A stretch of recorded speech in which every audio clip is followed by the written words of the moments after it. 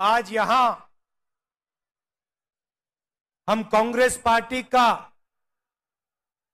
Manifesto inaugurate करने आए हैं।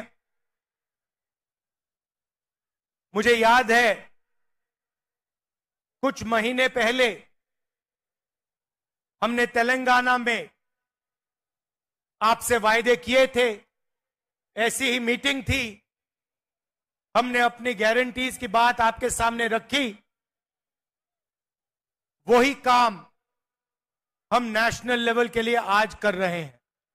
కొన్ని మాసాల కింద ఇక్కడే తెలంగాణ శాసనసభ ఎన్నికల ముందు మా గ్యారెంటీలు ఇక్కడే ఆవిష్కరించినాం।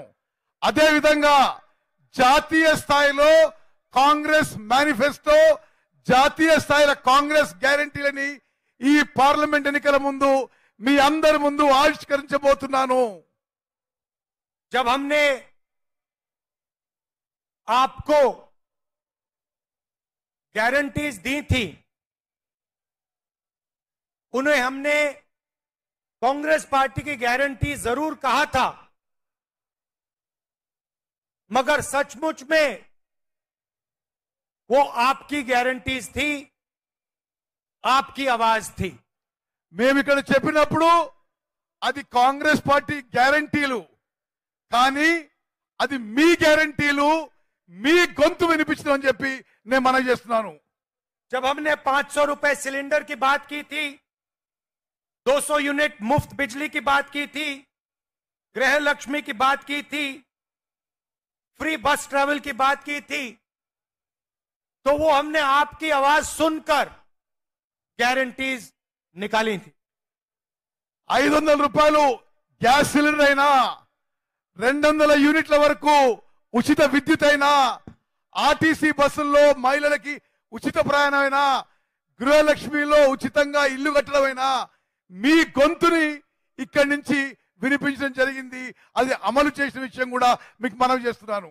और आज तेलंगाना के सब लोग जानते हैं कि कांग्रेस पार्टी ने जो वायदे किए थे, उन वायदों को कांग्रेस पार्टी पूरा कर रही है। తెలంగాణలో ప్రజానీకానికి అందరికీ తెలుసు, ఏ మాట అయితే మేము ఎన్నికల ముందు ఏ గ్యారెంటీస్ అయితే చెప్పామో అన్ని గ్యారెంటీస్ ఇచ్చి మాట నిలబెట్టుకుంటున్న విషయం మీ అందరికీ తెలుసు।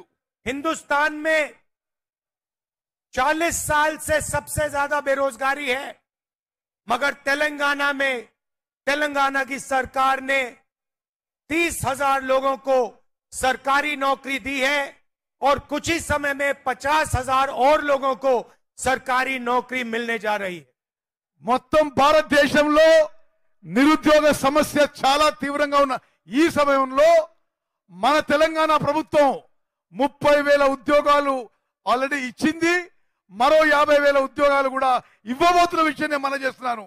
तो जैसा हमने तेलंगाना के साथ किया, वैसा ही हमने अपने मैनिफेस्टो के साथ किया। ఏ విధంగా అయితే తెలంగాణలో మాట ఇచ్చి నిలబెట్టుకున్నామో అదే విధంగా జాతీయ స్థాయి మేనిఫెస్టోలో కూడా నిలబెట్టుకోబోతుందని చెప్పి నేను మనవి చేస్తున్నాను। ये जो मैनिफेस्टो है, ये हिंदुस्तान की जनता की आवाज है, ये कांग्रेस पार्टी की आवाज नहीं है। आपके दिल में जो था, लाखों लोगों के दिल में जो था, उसे कांग्रेस पार्टी ने सुना और उसे हमने मैनिफेस्टो में डाला। ఈ మేనిఫెస్టో కేవలం కాంగ్రెస్ పార్టీ మేనిఫెస్టో కాదు, భారతదేశం ప్రజల యొక్క కోరిక మేరకు ఈ మేనిఫెస్టో తయారు చేయడం జరిగింది। మీ మనసులో ఉన్న మాట ఈ మేనిఫెస్టోలో ప్రతిబింబం చేసినాము।